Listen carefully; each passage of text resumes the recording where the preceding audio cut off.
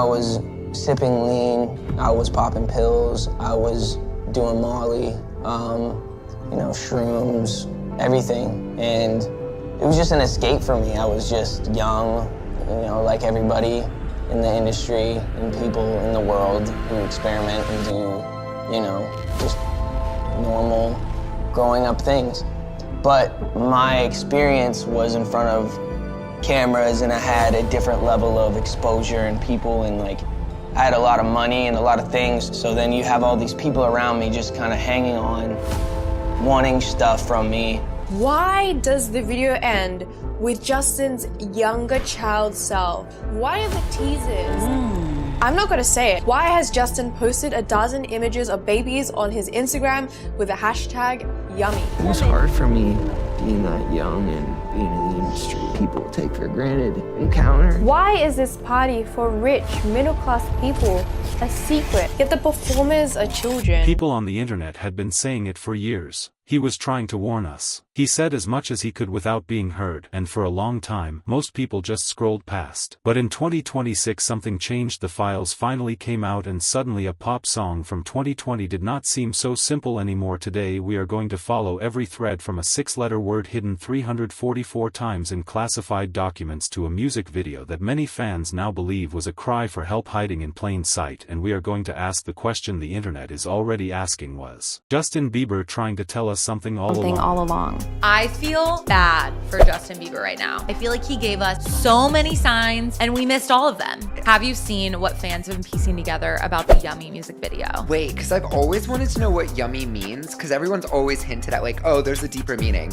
Now that this P. Diddy scandal has come out, you kind of see the relation between the lyrics and the music video.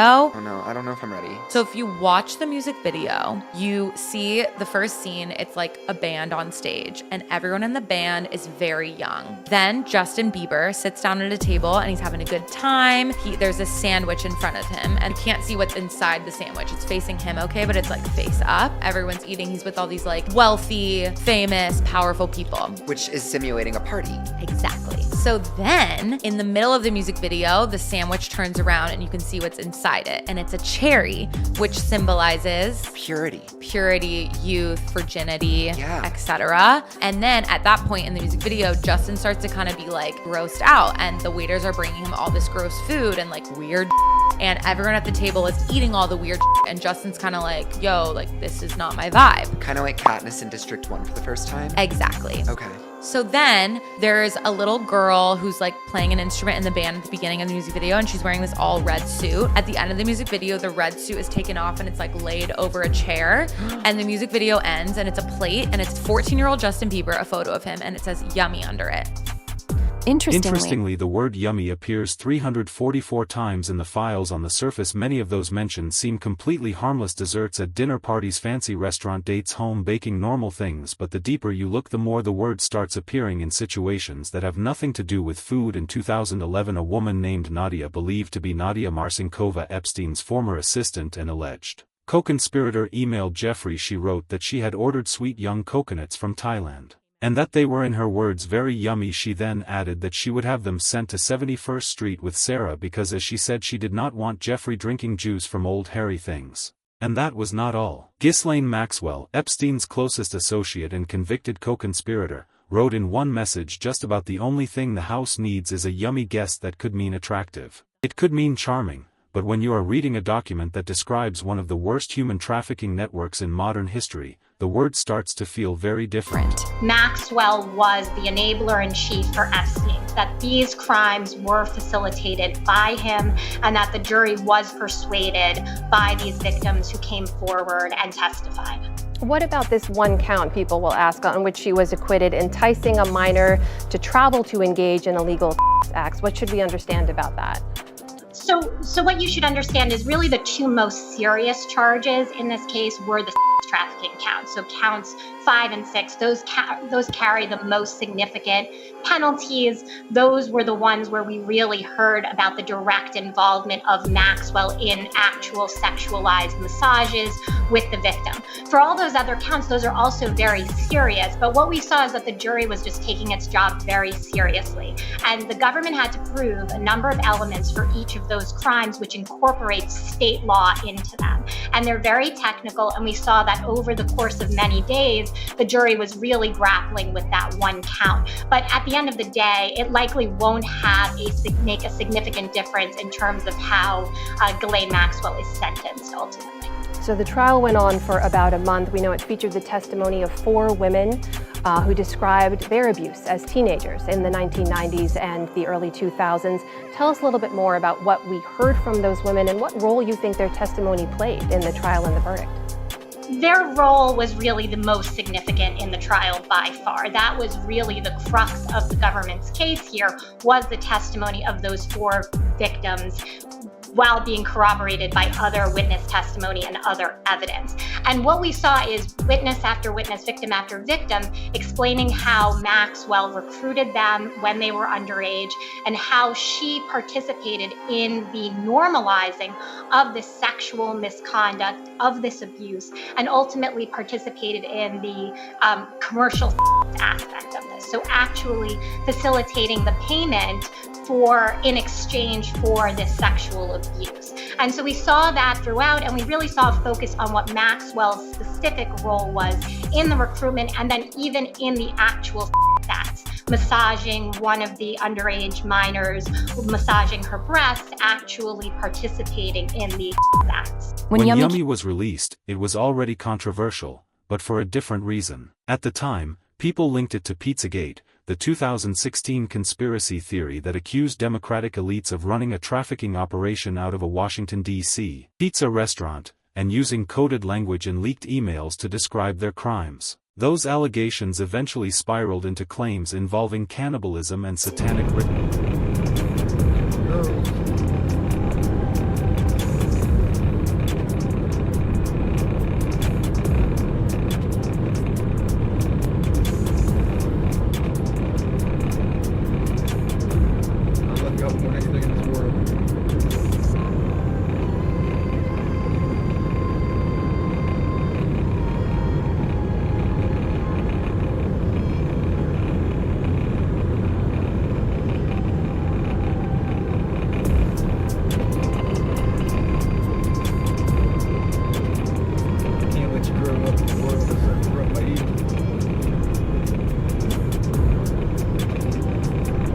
Standing up for you.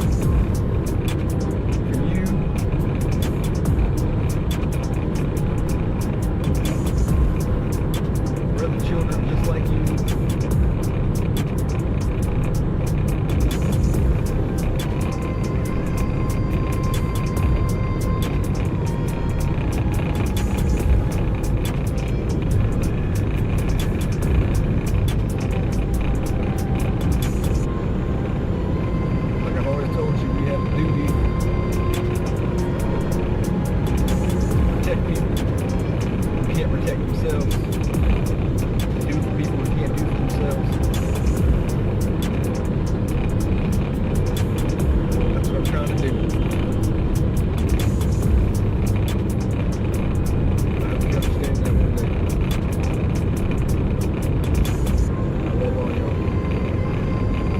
Let me take you back to 2016, when another batch of emails was released. The Pizzagate conspiracy began with the Clinton WikiLeaks. The conspiracy theory quickly spread to Reddit and YouTube, feeding fake online news stories alleging a Clinton campaign child ring. Well, that's an incredibly serious charge. And seeing how the right doesn't like to jump to conclusions on emails, I assume that these emails were pretty concise and clear about the extent of what would be a horrific crime. The original source of all this, a leaked email to John Podesta, Hillary Clinton's campaign chief. It was from his brother, and it said simply, "Would love to get a pizza." My God. Could it be any clearer that John Podesta and his brother are running a family-owned child ring? What else could would love to get a pizza mean? That was the famous Pizzagate conspiracy. When people were so obsessed with finding evidence of trafficking, they built a whole code book and applied it to those emails. Why did the Podesta emails mention the code word pasta for either little boy or 78 times? Why would he mention pasta 78 times? Other than the fact that he's Italian. He's Italian. At the time, most people dismissed Pizzagate entirely, and even the Bieber pizza connection felt like a stretch, but after the files came out, the internet looked at it again on January 2nd. 2022 days before the single was released, Justin posted a photo of the word yummy spelled out in pizza. Fans who were already suspicious saw that as deliberate. Then came the series of photos Justin posted of random babies with the hashtag yummy on their own, maybe strange, put next to everything else the internet had questions. But the music video raised even more. It opens with Justin walking through a kitchen and into an exclusive private party, and this is not a normal party. The performers are children and they move through the space in a way some viewers describe as unsettling, almost as if they are looking to someone for help. The guests watching them are older, wealthy, covered in jewelry and expensive clothes. Online they have been called elites. Let me just say, the music video pretty much sets out the entire scene in the first 20 seconds. Notice he is going through the back kitchen, the green tone, and just look at that side. We also see camera flashing, which kind of suggests media coverage. It makes you feel like this is some criminal activity that's going on.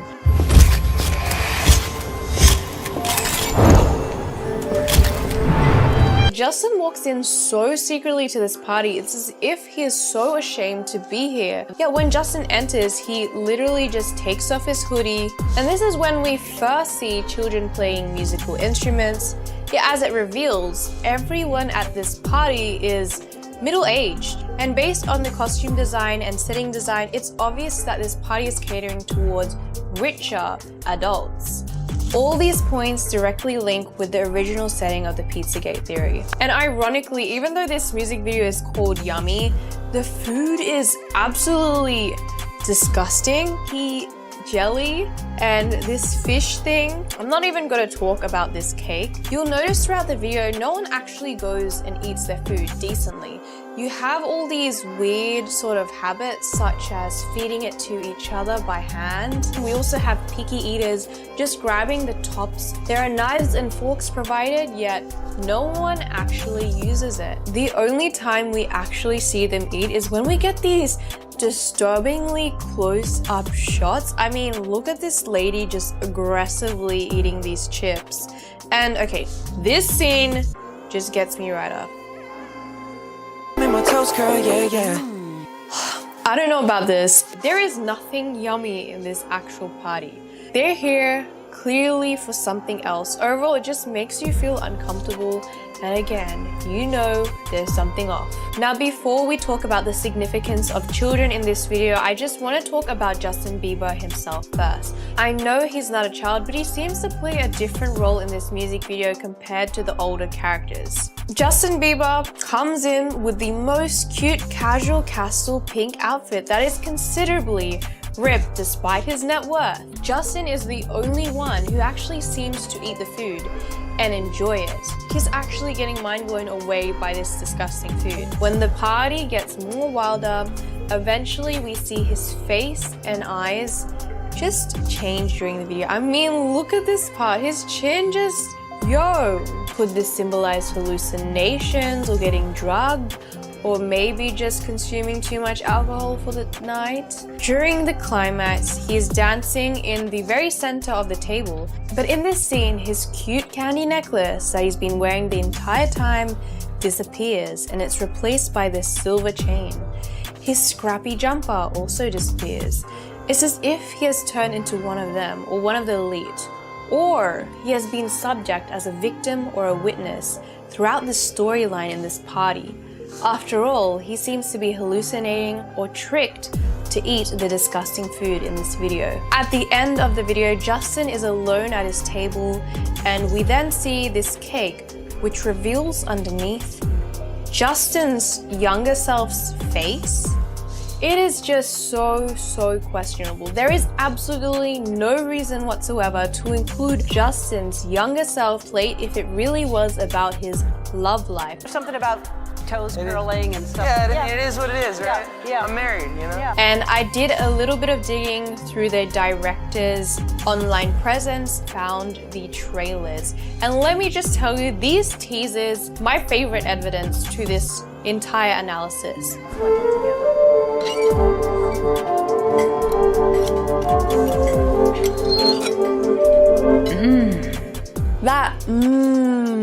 No, we do not associate that and have a child's face at the bottom. And that it actually comes from the music video. This lady, and if you look carefully at the cake on her fork, you'll see it is the exact same cake that was on top of Justin's plate. But Yummy isn't But where the trail does not end with Yummy, because online investigators have been going back through years of Justin's posts and videos looking for patterns. One clip says, "Help Ronald McDonald is our kids." There is also a drawing showing two paths, safety or fame. One line says something like "Stop worshipping me." Another says, "If you're reading this, it's already too late." There was also a frame that referenced 2016, the year Pizzagate entered public attention. Another included the message, "Stop harming me, please, Justin." Whether that was a message to Justin or a message from Justin, nobody could say for certain, and yet when all of it is placed together, the word, the video, the frames, the links to Epstein, to Diddy, and to some of the music industry's most powerful and most accused figures, it feels different even when you look at Justin himself. The number of things he has had to go through since childhood is deeply disappointing. We are talking about